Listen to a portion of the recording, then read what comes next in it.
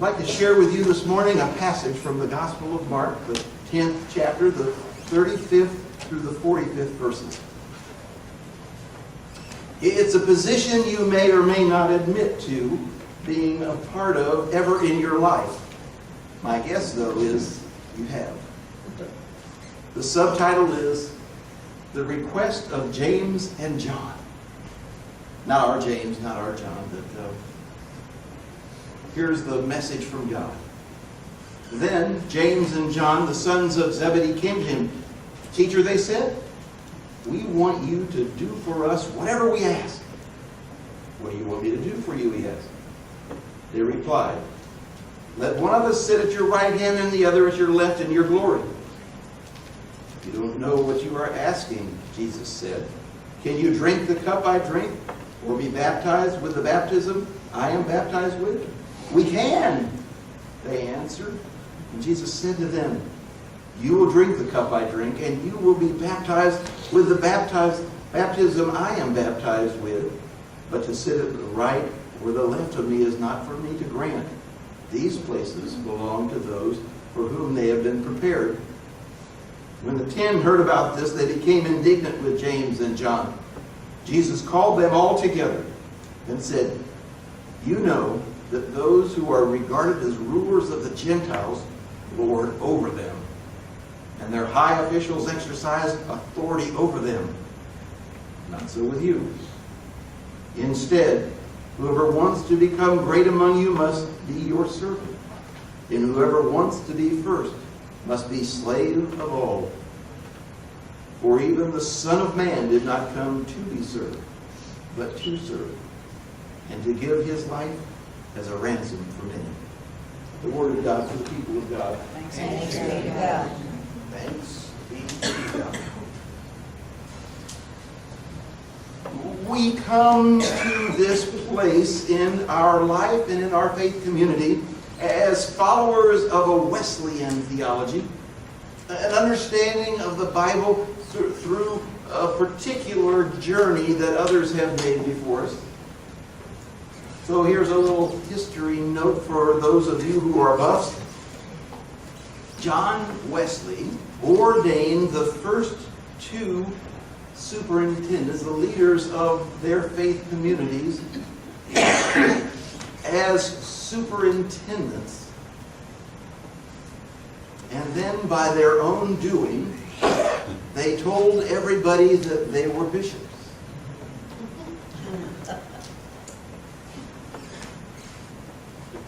John Wesley in England wrote a letter back to them. I want to read this to you.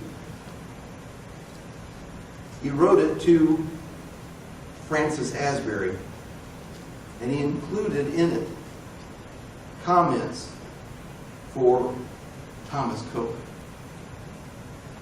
But, in one point, my dear brother, I am a little afraid both the doctor, Thomas Cope, and you differ from me. I study to be little. You study to be great. I creep. You strut along. I founded a school, you a college. Nay, and you called it after your own names, Cokesbury College. They responded to John Wesley in this way. We looked up the definition and the titles are the same. Bishop just sounds like something with more authority. Don't you think? The quest continues. That which began with James and John in the Gospels, according to the actions that happened, the accounts that took place. They wanted to know if they could share in the greatness. And Jesus responded to them, as we have just heard, whoever wants to be first must be last and servant to all. And so started the episcopacy in America. Jesus teaches us to be humble. Humankind seeks to be great.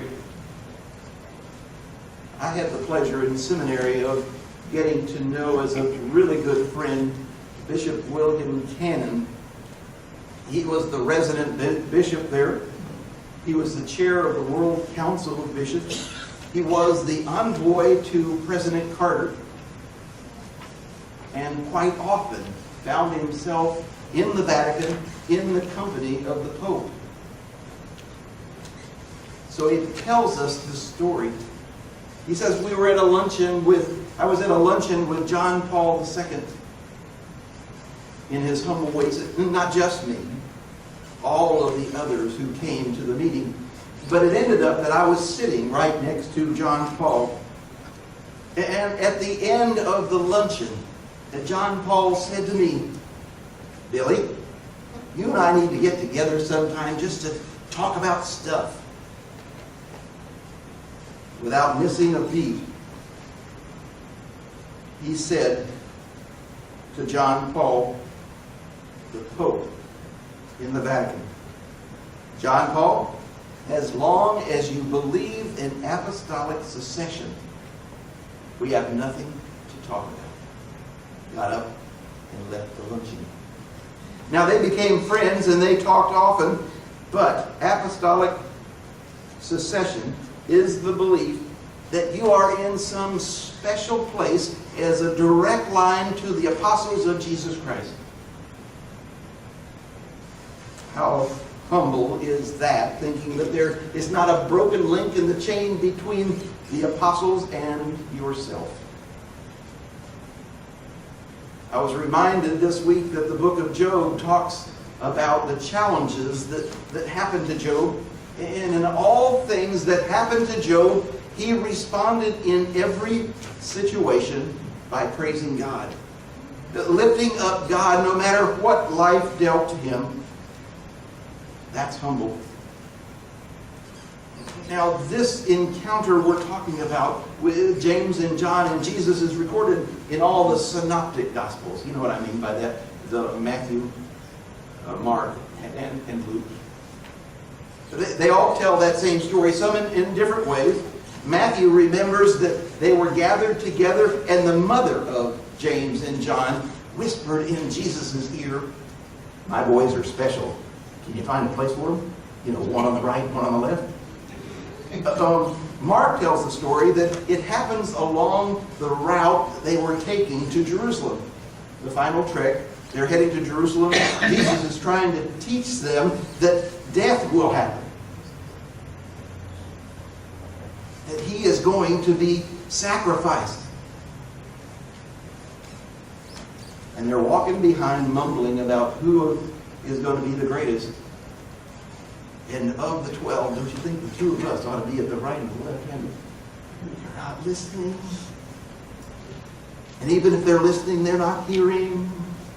In the Gospel of Luke, this same event happens right after Judas Iscariot betrays Christ and leaves.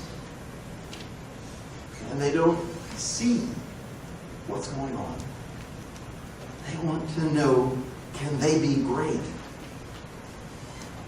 They didn't get it. But it still happens, doesn't it? I don't know about you, but I'm sure that it happened or has happened in your family as it did mine.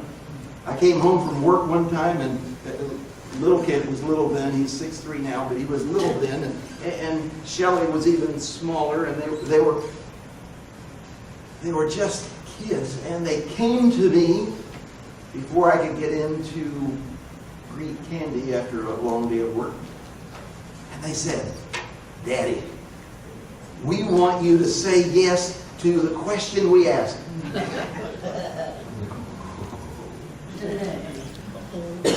And I said, "What would be the question you asked?"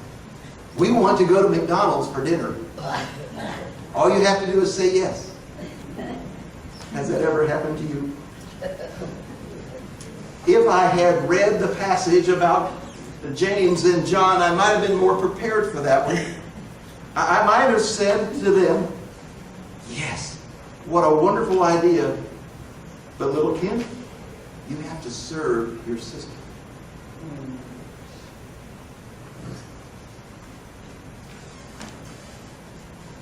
James and John had a quick response to Jesus. They responded with, "We can. We are able Anything you say, we can do. But they didn't understand what they were signing up for, did they? They didn't get the whole concept. They weren't clear of what was going on. They didn't know that their life would turn into a sacrifice for the kingdom, for everyone to come after them. They didn't know that while they were serving, there would be times when everybody hated them. They didn't know what it meant to be humble and to serve others instead of being served. It's kind of the reason why we have Turning Point 101, and we're going to have one here in November. Because it's from that same encouragement that we come. We don't want you to make a snap decision on which one of you will be the greatest. We want you to understand what you're getting into and who it is you're getting into with. A Christian? Absolutely. We're Christian. But with a different calling than most, and you need to understand, when you say, I am able, yes I can, let me be a part, you need to understand there will be times, as Jesus told, there will be people who are not happy with you. There will be times when you may be called to give a sacrifice. I'd like to think that we're different than most. But we're not different from most who answer the call to serve Christ. It reminds me of a strong man at the construction site, and he was just bragging about how big and strong he was, and he was daring anybody to take him on in a feat of strength. And on and on and on he went about being the greatest there. And he kept picking on the oldest employee, the old man who was still in the construction business and doing the best that he could. Morris was his name, and he picked on Morris unceasingly. And finally, Morris had it up to here. And he says, okay. He says, I'll bet you an entire week's wages that I can do something that you can never do. And the strong man says, you're on. I'll take that bet. So Morris went over to a wheelbarrow, and he grabbed both handles, and he said, I can take you all the way to the end of the building. That's something you can't do. Get in.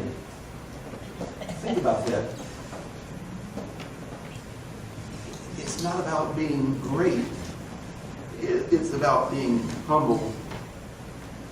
I have one more story to tell you. It's about a silent, unsuspecting leader, Greg Morstan. He was born into a missionary family who spent their time in Tanzania as he was a child growing up. But he grew up as a young man, very quiet and to himself, and he never really talked about his faith. When he got old enough, he joined the military, went into the army, and they taught him to be a medical corpsman. Now, even though he was a quiet, kind of to himself kind of guy, Greg loved adventure. He loved climbing things. And as a medical corpsman, he had no problem with people inviting him to go climb mountains together. Now, there are two mountains in our world. They're both part of the Himalayan mountains that are the tallest mountains. Everest. Somebody wants to see that movie so bad. The tallest mountain, Mount Everest. And then there's one that is just a tiny bit shorter than that. It's called K2. Not related to my son. But in 1993, Greg was invited to go on a climbing excursion to the top of K2. As a medical corpsman, he was valued as part of the team. Because if anything happened, they'd have somebody with a little medical experience that could help them. Well, as it was, Greg and the team left and headed for the summit of K2. And after 78 days on the mountainside, being distracted several times with medical emergencies, not only from his team, but teams that were around them that were passing, he found after 78 days on the mountain in view of the summit, he got terrible altitude sickness and had to turn back. 600 meters from the top. I did the calculations, that's 1,920 feet. After 78 days that he had to turn around and not satisfy that quest of K2. A guide brought him back down, but it was a time when the storms were ferocious, and part of the way down from the mountain, the storm came and separated the guide and Greg, and he got lost and didn't know where he was going, and the guide disappeared, and Greg ended up in this mountain village. The K2 mountains, this part of the Himalayas, are in between the border of Pakistan and China. Kind of helps you place it in the world. K2 has another name. The summit is called Savage Peak. It's known that by that title because 1 out of every 4 died in their attempt to reach the top of that mountain. On the way down, separated from his guide that was taking him to safety, he stumbled into a village of Baltis. Baltis were a group of people that lived and raised their family in these extreme conditions. And they lived on just this, a very short time of the year they could grow some grain and yaks. A yak is like a cow, I think. And they raised yaks and grains and in extreme hardship life. So extreme that in the season when it's the coldest, humankind cannot exist outside. So for 6 months of the year, they live in a tiny burrowed out basement under the shack-like conditions of their home. Their family with children and their yaks. 6 months they spend in these conditions. And of course you understand that there's no medical care, there's no education. Greg says, I can't see any quality to their life, no joy in their life except their families. 35% of the children die because it's too extreme for humankind to live. Greg's life was changed by the servanthood of these people. They were porters for the occasional mountain climbing team that would get as far as where their village is, and they would take people to the top and back. Greg saw a people of service with no means of support, extreme conditions, sacrifice, extreme sacrifice just to live. Greg eventually made it back to California where he lived, and he couldn't stop thinking about the hospitality of these kind and servanthood people, the Baltis. So with no money and no influence, he just started knocking on doors. And he would ask for them to help him raise money to create schools and hospitals in this remote part of the world. And dollar by dollar, call by call, and servanthood without reward. He took no salary. He just decided this was where God wanted him to be, in servanthood to people who couldn't. That was in 1993 that he met them. In 2014, last year, this is a true story, last year, Greg had been the primary instigation of 78 schools, reaching more than 28,000 children because of one humble servant. Recently he wrote a book. He entitled it by the proverb of their culture. 3 cups of tea.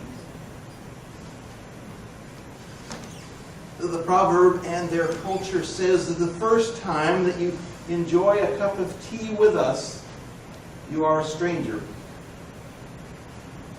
The second cup of tea that you share with us, you are an honored guest. And the third cup of tea that we join together with, you become family. James and John, in the time of Jesus, never drank humble tea. They didn't get it then. They learned and grew until they did understand it. They did understand that Jesus was the Messiah. But they stopped listening to anything else. I saw somewhere just recently, don't get hung up and stopped at salvation. The only way that Greg could be a servant to those in Baltimore was to allow them to be servants too. Now here's a sacrifice. Here's being a servant. Here's receiving instead of giving. The tea that the Baltis make is not like Lipton. And by tradition it's flavored with yak milk. They don't have a way to keep things fresh. So their tea is flavored with spoiled yak milk. But in servanthood, Greg embraced them as they embraced him. This joining together of cultures and servanthood became their salvation. You see, greatness is not about how many people are serving you. It's how many people you are serving. Amen. Anybody for tea with spoiled yak milk? I'll let you over and say. Amen.